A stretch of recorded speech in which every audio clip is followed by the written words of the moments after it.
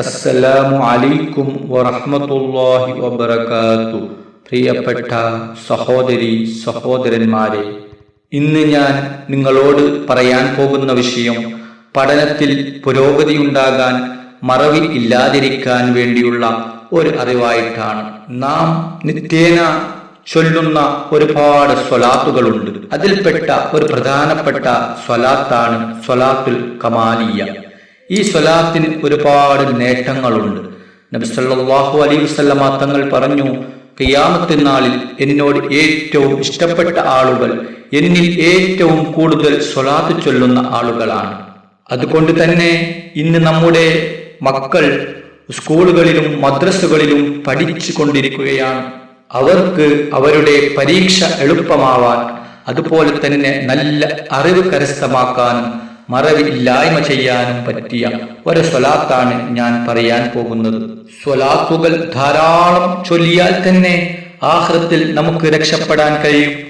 ഇതാണ് സ്വലാത്ത്. അല്ലാഹുമ്മ സ്വല്ലി വസല്ലിം വബാരിക് അലാ സയ്യിദിനാ മുഹമ്മദിൻ വഅലാ ആലിഹി കമാ ലാ നിഹായത ലികമാലിക വഅദദ കമാലിഹി.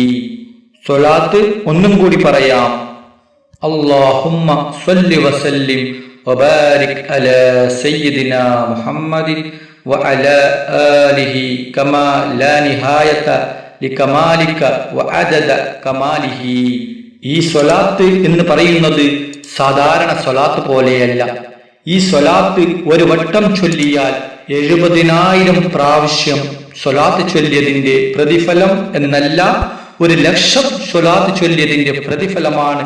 അതുകൊണ്ട് നമ്മുടെ മക്കളുടെ പഠന പുരോഗതിക്കും അതുപോലെ തന്നെ മറവി ഇല്ലാതിരിക്കാനും നല്ലൊരു ആത്മീയ മരുന്നാണ് ഈ സ്വലാത്ത്. അതുകൊണ്ട് എല്ലാവരും ഈ സ്വലാത്ത് പതിവാക്കുക. നമ്മുടെ മക്കൾക്ക് ഇത് പറഞ്ഞു കൊടുക്കുക. സഹോദരന്മാർക്ക്, കൂട്ടുകാർക്ക് എല്ലാവർക്കും ഈ സ്വലാത്ത് പറഞ്ഞു കൊടുക്കുക.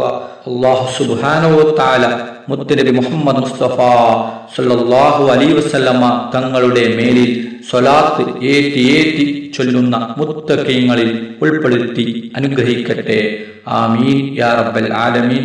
നിങ്ങൾ എല്ലാവരും എനിക്കും കുടുംബത്തിനു വേണ്ടിയും ദുആ ചെയ്യണമെന്ന വസിയത്തോടെ അസ്സലാമു അലൈക്കും വറഹ്മത്തുള്ളാഹി വബറകാതുഹു.